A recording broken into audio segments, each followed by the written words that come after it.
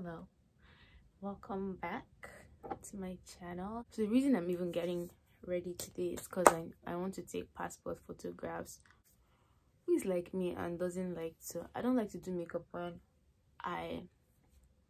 I have breakouts or when my skin is breaking out.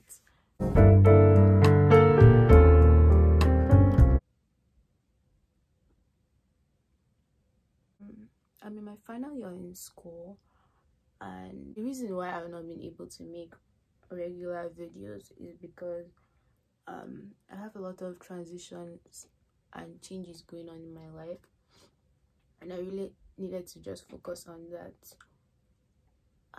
for the past few weeks. So that's what I've been doing. Well, one of the things that comes with that is the issue of finding a job or securing an internship so that you have somewhere to plug yourself into after graduation. Basically, the last few weeks I've spent my time applying to jobs, applying to internship. My major is aviation management, and currently in a pandemic, so there's a lot of hiring freezes in the aviation industry, so I most likely will not be getting an internship in an aviation capacity for now. My dream airline to work for would be Southwest Airlines. I love Southwest Airlines. At first, I was focusing my search on just aviation jobs because my major is aviation management, but like it was not working out. I wasn't getting the kind of responses that I wanted back, so I decided to, because I also have a concentration, or I have a minor in business administration, so I'm trying to like explore that for now. Why did I do that? In my course of applying for jobs, you know, I can't just, if one person answers me, I can't abandon the rest of my search. I still have to keep on talking to all these multiple companies at the same time, unless somebody says, here is your job offer, you know, start tomorrow. That's when, you know, you stop this job search. But nobody has, you know, like I've not yet reached that point that I'm like, okay, you know, I can abandon my search. So I mean, like I've been in talks with multiple companies, or you know, they say they'll call you back. It's a very long dragged out process. I'm glad that I started now instead of after graduation. So this one company, or this one, you know, job that I applied to, she emails me and she's like, she texts me and she's like, are you interested in this position that you applied to?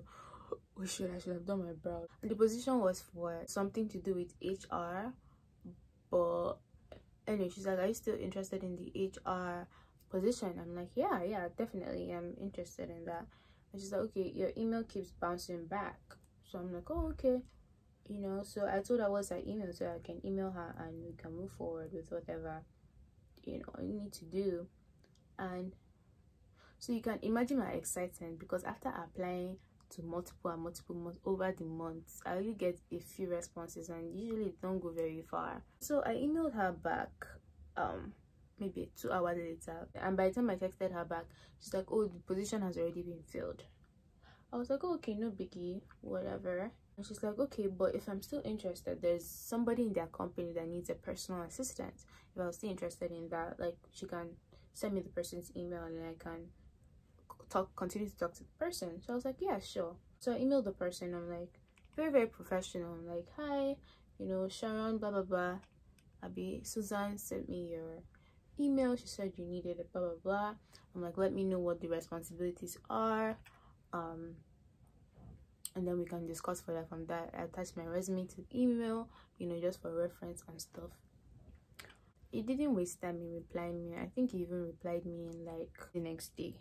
So I was like, okay, cool, you know, these people are serious. And I had to mention, because I'm an international student, so there are certain restrictions and things I cannot do as regards to jobs.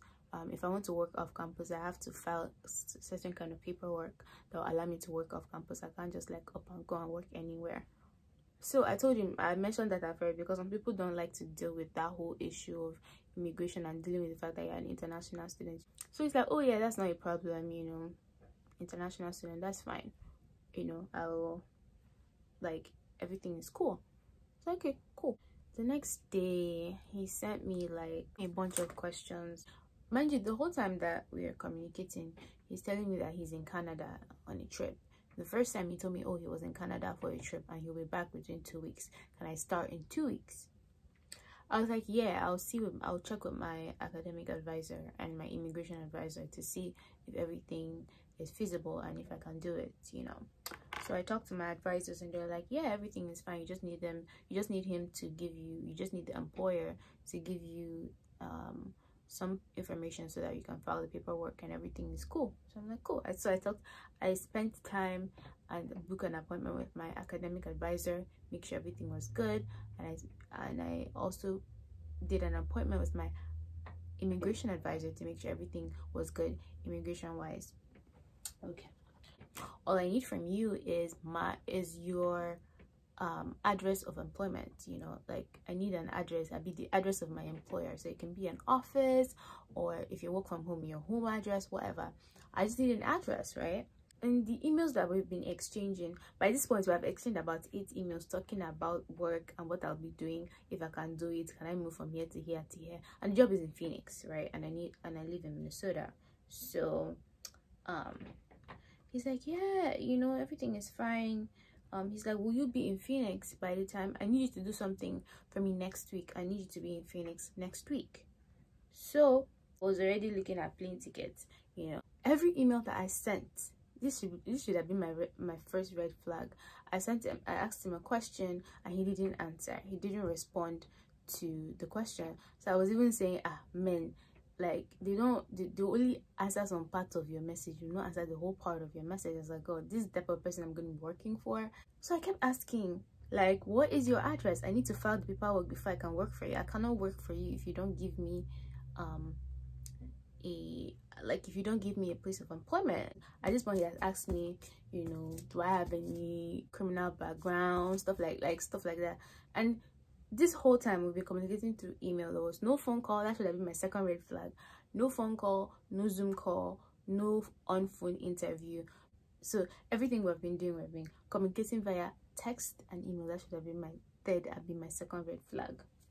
Anyways, so like, you know, I was like, what kind of person is this, doesn't want to answer my question? So after pressing for like a couple of days, he now sent me one shabby address. I was not like, this seems kind of fishy, but okay. I've not yet turned in my paperwork because in order for me to turn in this paperwork, I have to pay money. You understand? I have to pay money for this paperwork. That's like what, $400, $800. Like it wasn't even going to be paying that much for me. So I asked him, I'm like, will I be reimbursed, or will there be some kind of compensation for me spending money to come to Phoenix? He's like, yeah, okay, there'll be, you know, compensation. I was like, oh, that was surprisingly easy. I should have just asked for that in the first place. At this point, I had the inkling in my heart that this is a scam. I mean, this is some kind of scam.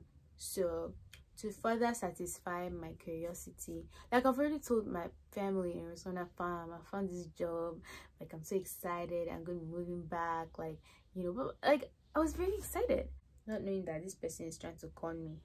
The following day, he now told me that my sister, I'm thinking of my sick sister, my sister is so sick.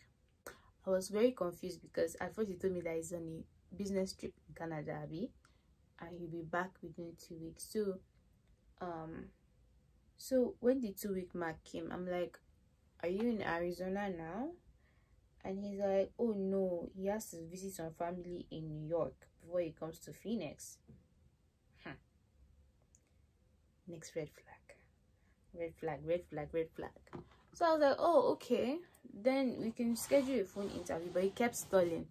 I'll call this number and they'll say the something number you have called is not available at the moment. It's like a phone basically that you set up with Google. This is not a real phone. Thank God I didn't like file the paperwork, because if I filed the paperwork, there's some money that I would have to, additional money I would have to add to my tuition since I'm still in school. Oh, give me your address so I can send you your first paycheck. I'm like, I never start work, you want to start sending me paycheck? I'm like, by all means, I need the money. The next day my brother is like, there's a check in the mail for you. I'm like, oh, okay, cool, open it. So after that, I thought he said $750, but the check was for $7,500. I'm like, yes, I've made it big time. Mind you, this employer that I'm communicating with, he only texts me like once or twice a day. But the moment that this check landed my house, he'll be texting me every like 2 hours. Every 2 hours throughout the day. Have you gotten the check? Have you seen the check? My brother's like, let's cash the check so that we can go on a vacation. I'm like, yeah, but it's a scam check. What will happen is like the bank will tell you, okay, the check is available to you today, right? But then a week from now or 2 weeks from now, the bank will come and tell me that that check has bounced, and that's $7,500 that is supposed to be for my employer. Like, they're gonna say it bounced and I have to pay it back. So I was like, I didn't even put my mind there, because I already had the inkling in my chest that that thing was a scam. So I told him, oh, I had to leave Phoenix. I had to go to Minnesota for some emergency with my immigration, you know, because of some information that you gave me.